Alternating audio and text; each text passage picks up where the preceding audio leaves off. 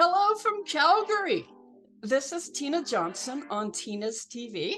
I have the distinct privilege of introducing someone who isn't just a broadcasting legend, but also a personal inspiration. Growing up in Montreal, Lachine, in the 70s, my listening time was often filled with his unique bilingual delivery on the radio.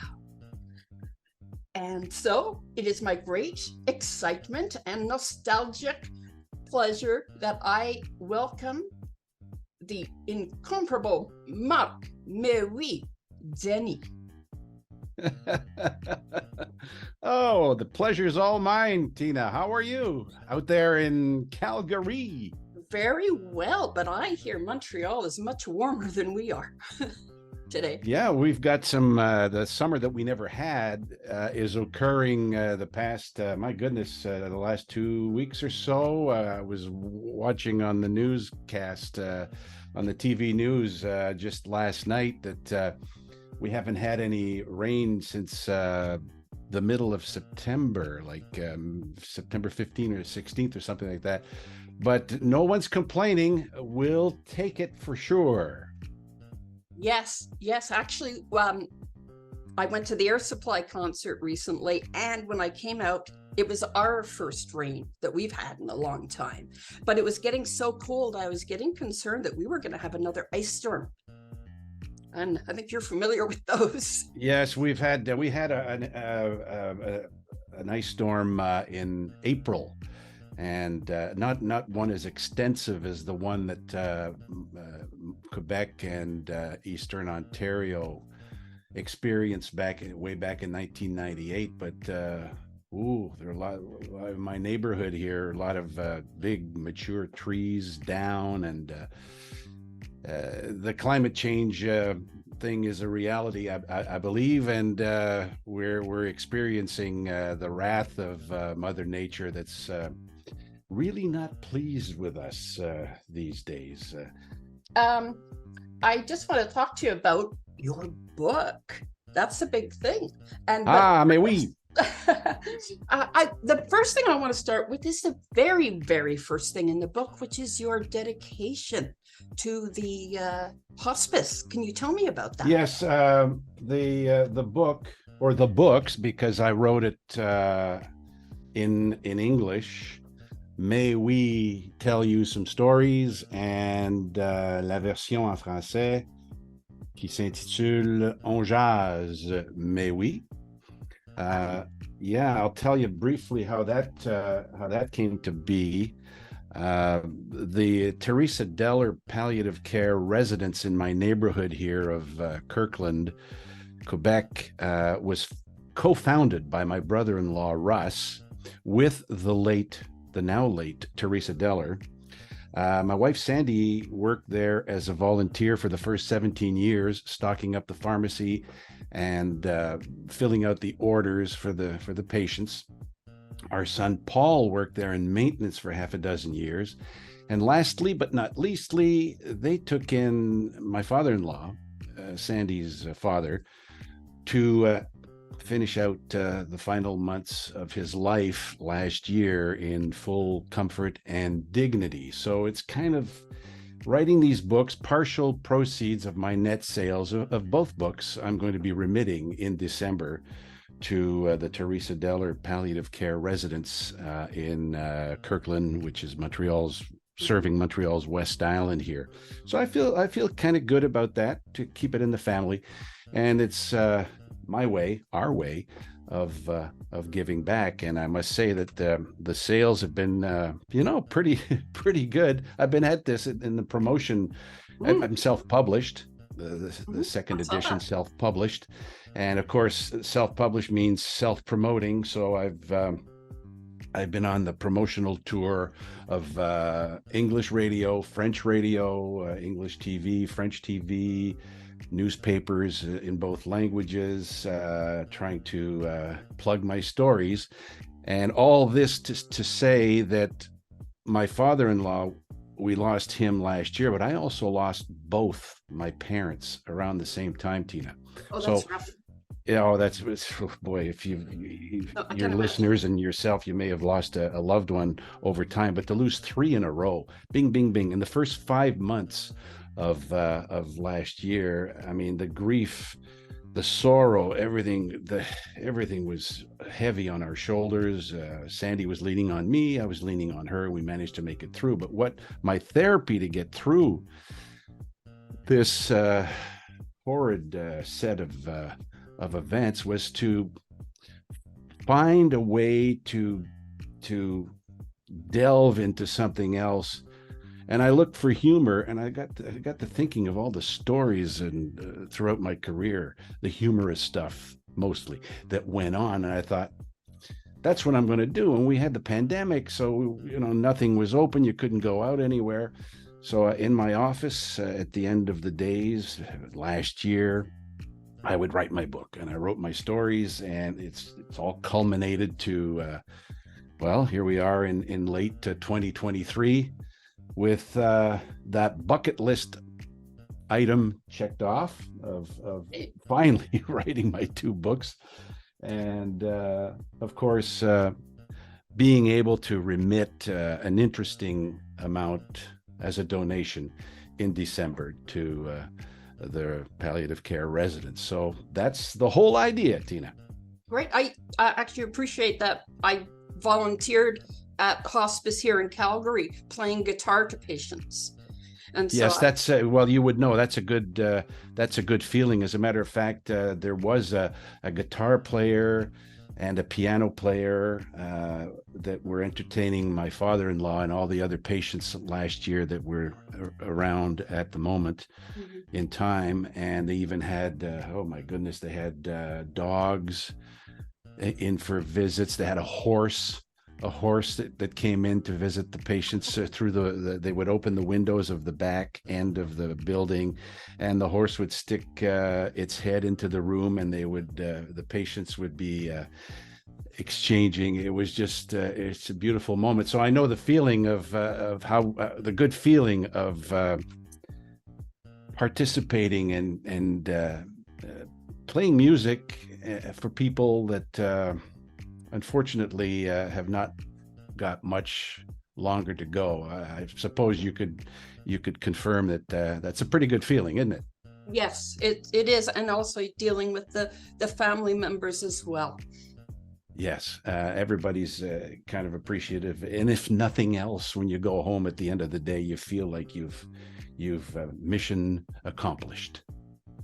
I have some show and tell items, I said, and they relate. Oh, show and tell! It's grade 5 all over again. Yeah, so I'm just going to show you some things, and I'd like you to just give me any impressions first. It's one of those. It's a recorder for interviews. Yes, it is. Yes, it is. I won. Aha! What did I win? An Air Supply album? Oh, yes. Yes, you did. I will tell you something. No, No. The Air Supply. You've got the Air Supply album. You went to the show. Oh, You went to the show, I I hear. I did. And I have to tell you. The bargain bin, $7.99. Yes. And actually, they have been performing 48 years they've been together. Yeah. And they said that they were only together for about 3 months before they opened for Rod Stewart. What a great way to start, eh? Yeah, great way to start. And they are still at it. Kudos and credit to them, and credit to Rod Stewart, who's still at it. He just played the Bell Center here in Montreal just recently, a week or so ago. So what comes around goes around. The good ones are still there. Yes, and when he was here, he kicked a soccer ball and it damaged the scoreboard at the Saddle Dome. So I was at the hockey game the next day, and we couldn't see the scoreboard. It was damaged from Rod Stewart. Collateral damage. Collateral damage. Yes. Oh, okay. Well, this is actually referring to your book again. I thought I had an album. I do somewhere. I couldn't find it, but I found this. So. Oh yeah, People magazine, the Beatles. I have that. As a matter of fact, I have that one back here somewhere. in my collections, because I am a big forever Beatles fan. As a matter of fact, one of the stories in my book is, if you read it, so it's the story of the opening of the Abbey Road Studios to the public for 7 weeks back in 1983, so that they could accommodate studio number 2 upstairs with new, at the time, 48 track consoles and mixers and all that. And they opened, while the work was happening, they opened up studios 1 and 3 and 4 and the whole building. And it was a bit like Graceland for 7 weeks. People from all around the world were lining up on a daily basis for 7 weeks to go And visit Verdun. inside and Verdun, the chap from Verdun. Yeah, you're alluding to the story. I'm doing interviews on the sidewalk with my co-producer, and we're going around, and there's somebody from Israel and somebody from France and somebody from Germany and somebody all the way from Africa. And next thing I know, I get to the front steps, and one guy leaning there says, "Marc Denis, Mais Oui?" I said, "We're in Britain here. How do you know me?" He says, "I'm from Verdun, Quebec." So everybody all around were laughing, because they're going, here's a guy who's come all the way from Canada, from Montreal, and he's talking to everybody from around the world in Britain. And the first guy at the door waiting to get in for the next part of the tour is from a suburb of Montreal called Verdun. And he recognized me. Oh boy. That's great. That's a great one. Yeah. And the book is full of these 30, is that correct? Yeah, I called it my top 30, my top 30, a radio guy's top 30 career recollections. And it starts off with my early times as barely 2 years old, doing radio in the kitchen with, oh, there you go. It travels fast, doesn't it? And all kinds of stories. And pretty much every one of the stories, Tina, as you know, features a superstar of music, of sports, that everybody knows. So even though you're in Calgary, you could be in Halifax, Toronto. You don't necessarily have to be from Montreal to be able to enjoy the interaction with the stars. Each story has a star. And of course, the city of Montreal has 24 of those. Well, something we didn't mention was when I used to go back and forth from Calgary to Montreal, I would hear your voice. Oh, yes. Yes, because you're alluding to my 10, 12 years as a host on Air Canada's In-Flight Audio, which I was fortunate, lucky, and put a lot of hard work and a lot of hard time in producing shows for the In-Flight Audio, a particular channel, which was the retro music channel, the channel that I named Coffee, Tea, or Pop. And of course, I only had one channel. So I did it, I hosted it bilingually. The French part was called Retro Pop. And I go back and forth, English and French. And that, now that you've mentioned that, that was the platform, Tina, that allowed me to open many doors to interviews, because I didn't want to simply host a show where it was me with the music that everybody grew up with and have a nice flight. I wanted to do more than that. You have a captive audience up there. I mean, here you are at 35,000 feet. You're going to wherever you're going. It's a 1, 2, 3, 5, 6 hour flight. And you're sitting there with a nice martini or a scotch on your table. You got the headset, you got your favorite host, you got your favorite music, and you got the singer-songwriter star talking to the host, but talking to the passengers as well. So that was my MO, my modus operandi for the better part of 10, 12 years, where I interviewed pretty much all of my idols and yours and managed to produce some shows that were highly entertaining. And throughout all of this process, I would get stories from these artists, and the stories emanated from my meetings with these artists. Thus, many of them in this book. There was the one about the story about Robert Charlebois, the great Quebec rock and roll icon, and James Brown. There's that story that is one of my favorites. There's the story of interviewing both Everly brothers when they were living, which was a coup in itself because they weren't necessarily in huge speaking terms. Yeah, there they are, Phil and Don. That was a very, very memorable. And if your viewers, if they would be so kind to ever pick up a copy of my book on Amazon, they will see that that day was a pretty stressful day because I flew from Montreal to Toronto to go interview them, and at the last minute there was a change of heart because Phil and Don were both tired, and I wouldn't have any of it, and the whole story unfolded and how I managed to salvage the day and pick up another interview that I hadn't planned. The great rock and roll pioneer Dion DiMucci, the doo-wopper from the Bronx, was the opening act. There you are. You're fully prepared for this one. I love Dion.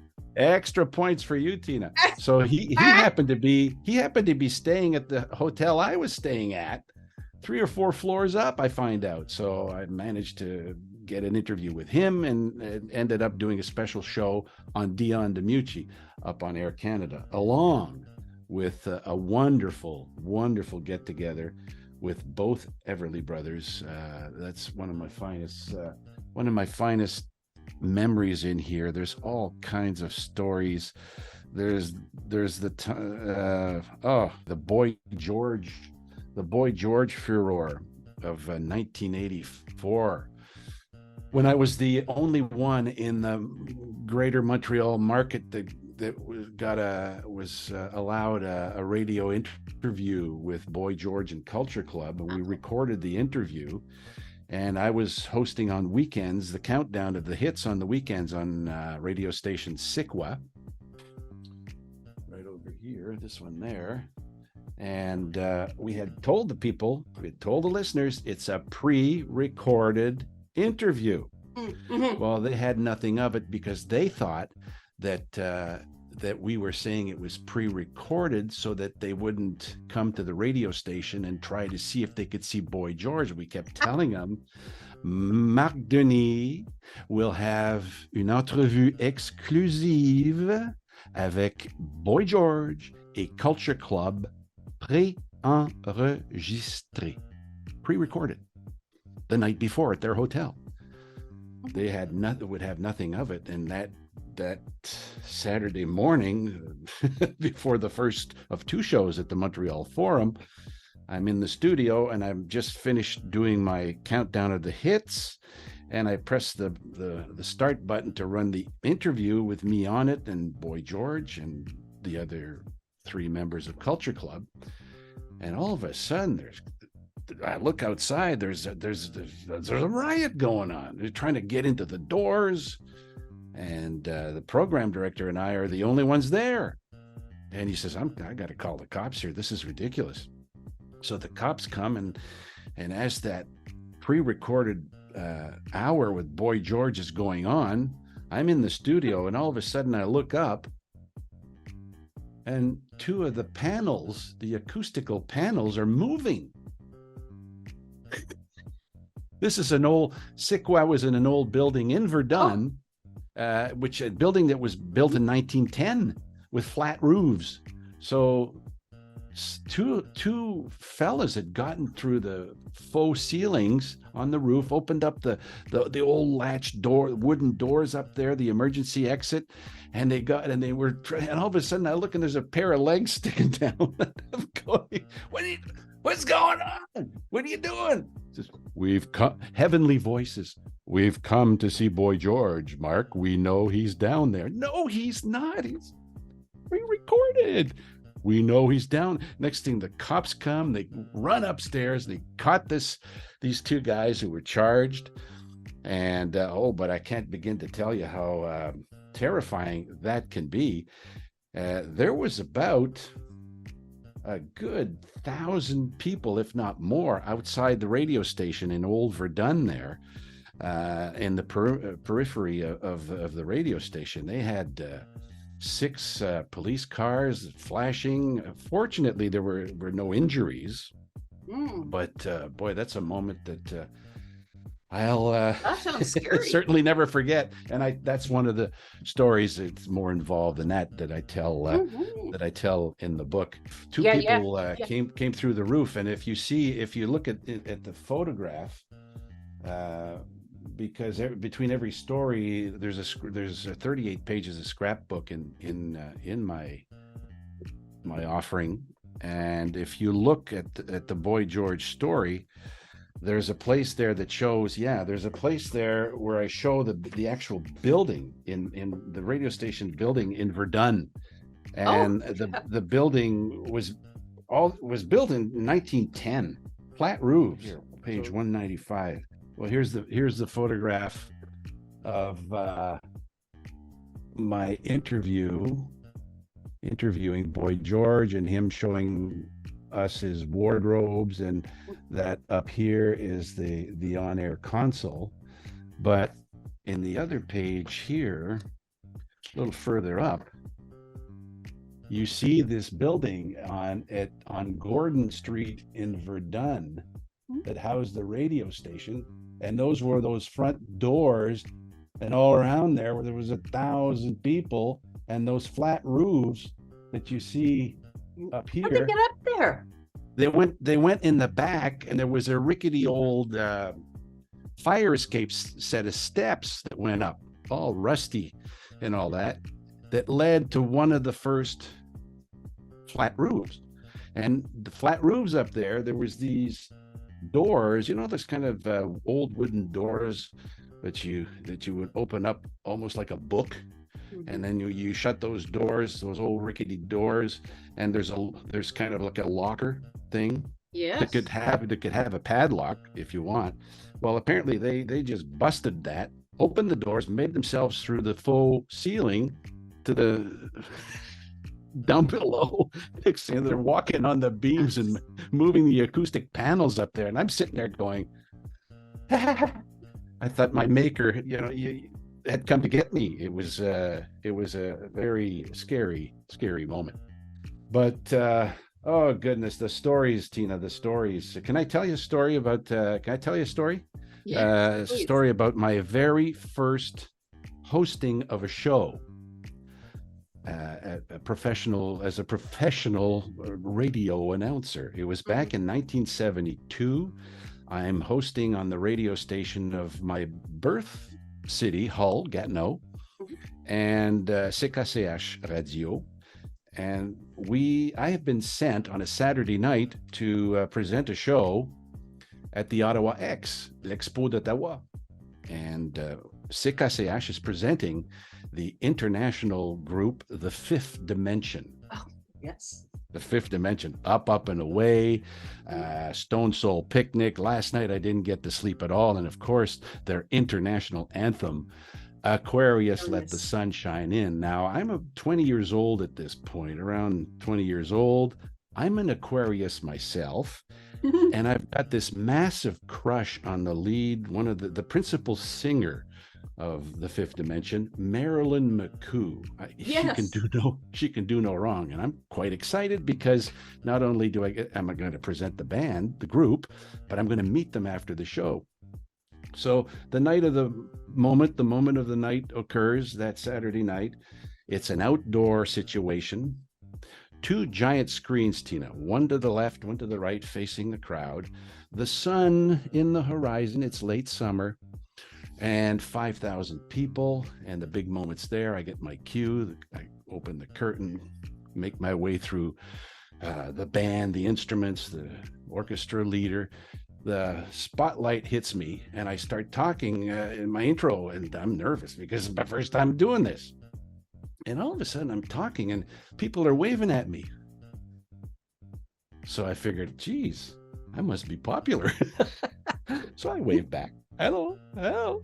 And I keep going. Ladies and gentlemen, good evening. Bonsoir. Bienvenue. CKCH vous présente ce soir le groupe The Fifth Dimension. You're going to really enjoy this. This is absolutely fabulous. The first time here in the Ottawa-Gatineau area. They're still waving at me.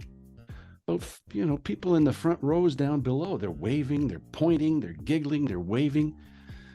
Next thing I know, ladies and gentlemen, mesdames et messieurs, The Fifth Dimension. They come, and Marilyn McCoo and the other four come out to give me high fives. Marilyn McCoo gives me high fives. I get backstage. The show starts. I get backstage, and the assistant producer back there, I said, well, that went well. I think that went well, didn't it? Tell me it went well. He says, oh, yeah, Mark, you did a great job. I said, oh, God, I was so nervous and all of that. I said, but did you notice a bunch of people laughing and giggling and pointing and laughing and while I was trying to talk? And she says, yeah, I noticed that. I says, what was that about? She says, I think I know. Look up front, your fly's open. Oh, no. Oh, no. So in front of 5,000 people, two giant screens, the band, The Fifth Dimension, and Marilyn McCoo, this Aquarius was letting the sunshine in. Oh, that's Lord. Jeez. Oh, my goodness. So ever since that incident in 1972, Tina, lesson learned, every time somebody has waved at me since then. Oh, okay. Good. You know, love it. You just can't be, you got to make sure. And yeah, every time somebody's waved, I'm a little, I look down first. Okay, how you doing? Mm-hmm. And in the book, there's a picture of Marilyn McCoo with her husband, Billy Davis Jr. and myself after the show. And you'll notice that we all have one thing in common. We're all zipped up. Oh, good. So that's my story on my first ever hosting, presenting of a show. Oh Lord, I remember that day as if it was yesterday.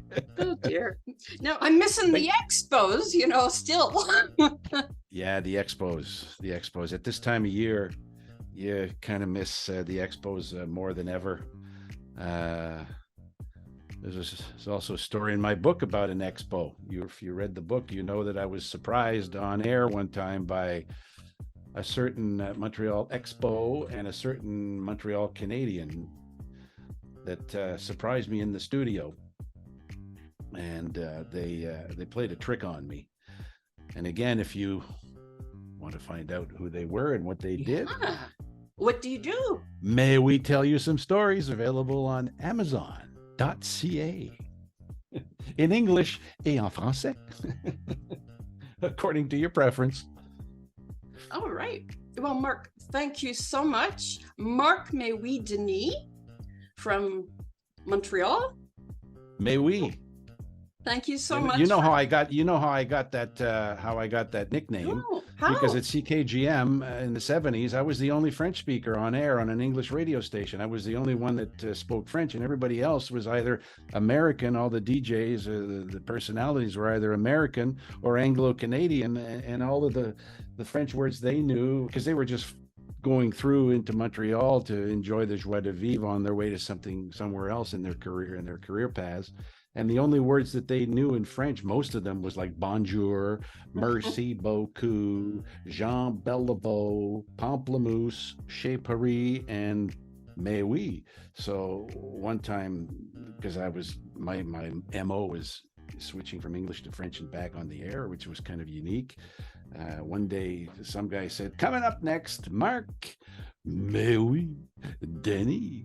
And that kind of stuck. Everybody else started doing it. I adopted it, and still today it works out. I'm still hanging on to that nickname all these decades later. And I'll tell you, Tina, I am glad they chose Mais Oui, because I could have easily have become Marc Pamplemousse Denis. You know that, right? Okay. So I'll take Mais Oui anytime. All right. Merci beaucoup.